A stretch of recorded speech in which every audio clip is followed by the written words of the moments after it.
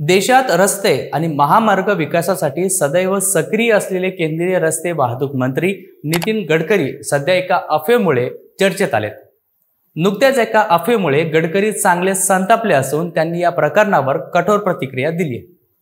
ती नेमकी कशी तेच आजच्या या व्हिडिओच्या माध्यमातून आपण जाणून घेणार आहोत। नमस्कार, मी सूरज कांबळे आणि तुम्ही पाहताय सत्य पे सत्ता, म्हणजे थोडक्यात पण महत्त्वाचं। सध्या सोशल मीडियावर आणि काही माध्यमातून असा दावा केला जातो की केंद्र सरकार लवकरच दुचाकी वाहनांकडून टोल वसूल करणार आहे। ही बाब नागरिकांमध्ये संभ्रम निर्माण करणारी असल्यामुळे गडकरी यांनी स्वतः पुढे येत या अफवांचा समाचार घेतला। त्यांनी ट्विटरवर एक पोस्ट करत ही माहिती पूर्णतः खोटी असून असा कोणताही प्रस्ताव सरकारच्या विचाराधीन नसल्याचं स्पष्ट केलंय। या अफवांवर संतप्त प्रतिक्रिया देताना गडकरी म्हणाले की दुचाकी वाहनांकडून टोल वसूल करण्याचा कोणताही प्रस्ताव सरकारपुढे नाही, यावर चर्चा देखील झालेली नाही।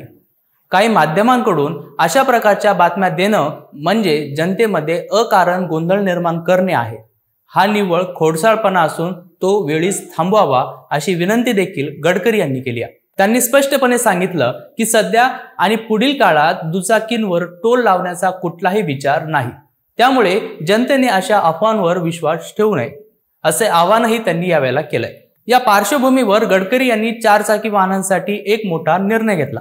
आता फक्त 3000 रुपयांमध्ये वाहन चालकांना वार्षिक टोल पास उपलब्ध करून देण्यात आला आहे।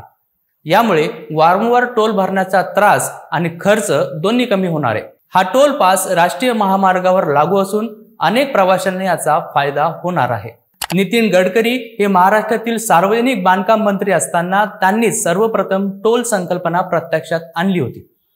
रस्त्याची गुणवत्ता सुधारण्यासाठी आणि निधी उभारण्यासाठी त्यांनी हा उपाय सुचवला होता।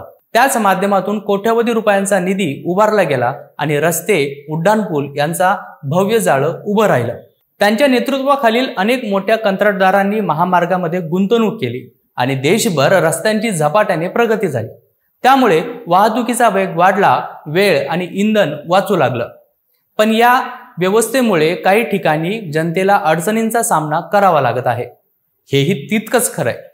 अनेक ठिकाणी टोल नाक्यांमधील अंतर 40 ते 45 किलोमीटर असावं असा नियम असून त्यात कपात करण्यात आली आहे।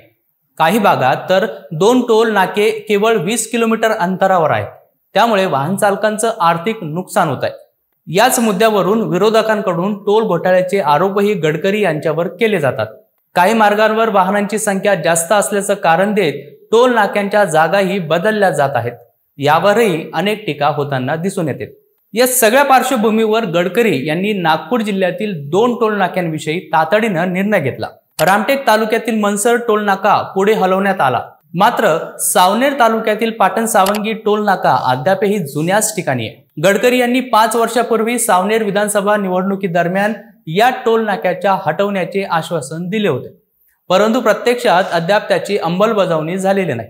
भाजपचे आमदार आशिष देशमुख यांनी नुकत्याच हिवाळी अधिवेशनात हा मुद्दा उपस्थित केला आणि NHAIच्या अधिकाऱ्यांना यावर तातडीची कारवाई करण्यास सांगितलं होतं।